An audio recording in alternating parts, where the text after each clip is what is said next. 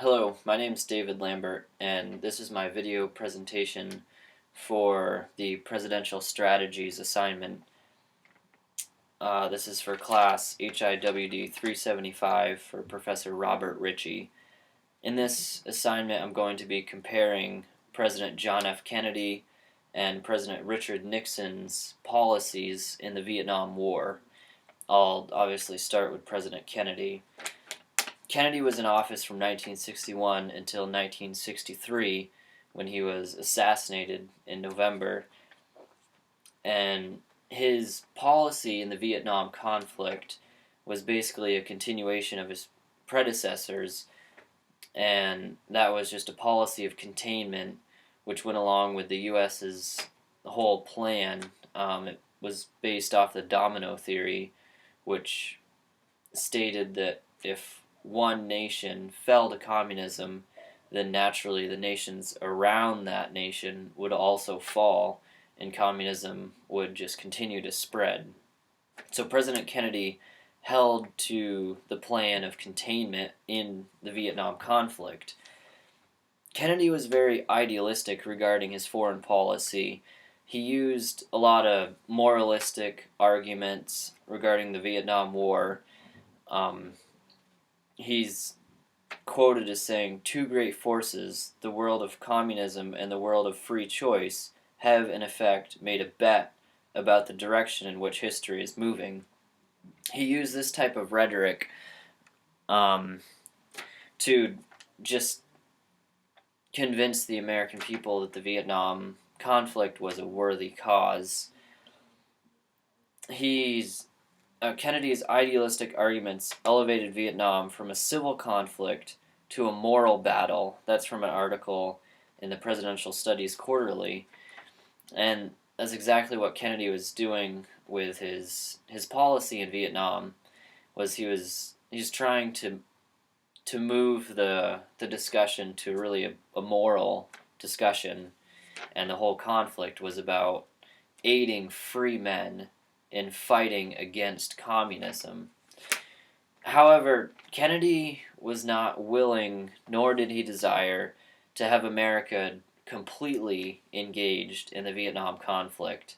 He didn't want to have another Korea where American forces were all out fighting on the ground. What he more wanted to do was support the South Vietnamese and send arms, send what he referred to as military advisors to South Vietnam to train the South Vietnamese and aid them in their fight against the North, to aid the men of South Vietnam in winning their own battle against the North. He said that South Vietnam has to win the battle, that the U.S. couldn't do it for them.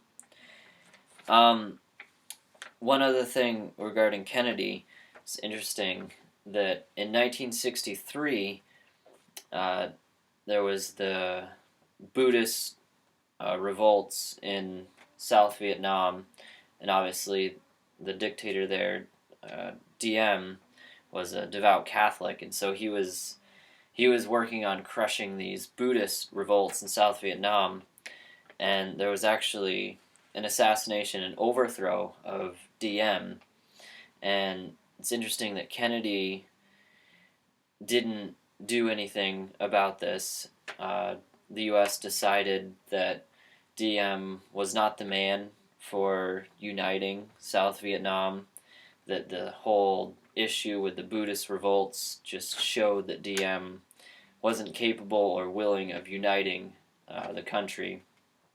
So that's interesting to note, that Kennedy didn't take any action to stop the assassination and overthrow of Diem's government. On to Nixon. Nixon took office obviously after Kennedy, and then after Johnson.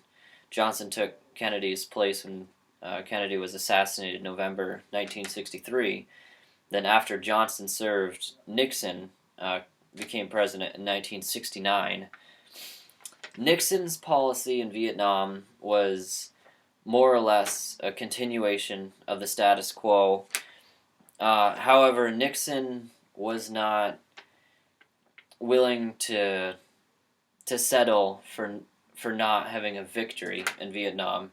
Nixon was more motivated.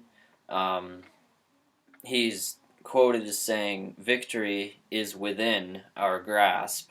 He didn't want to just kind of fight um, a war of attrition, or just he actually wanted to have an all-out war and decisively defeat the North.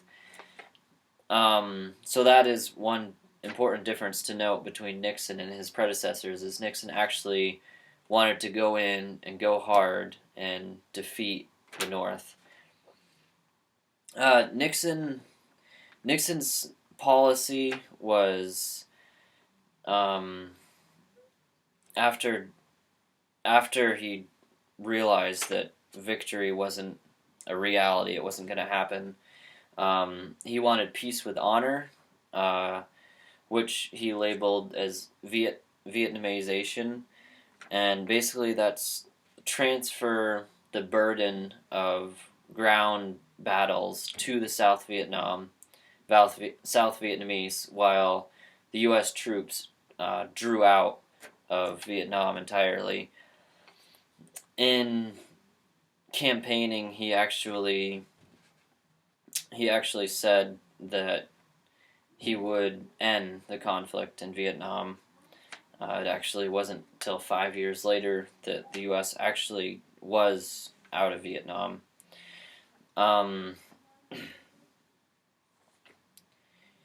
Similar to Kennedy, Nixon, throughout his presidency until the U.S. drew out in 1973, is Nixon provided arms, military advisors to South Vietnam.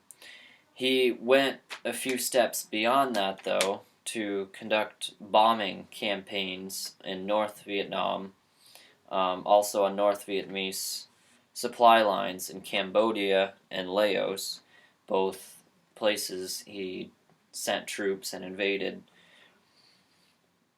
Then finally, in 1973, the U.S. withdraws from Vietnam. Some say it was a face-saving move for Nixon, a way to get out of the war with honor,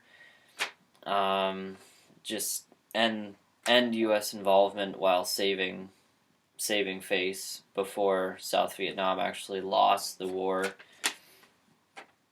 So ultimately, Nixon and Kennedy's policies were fairly similar, with a few important differences, such as Nixon's more motivation to actually win the war, and it's also good to note that Kennedy's just moralistic arguments that the U.S. had the obligation to fight against communism and aid free men in freeing themselves from communism.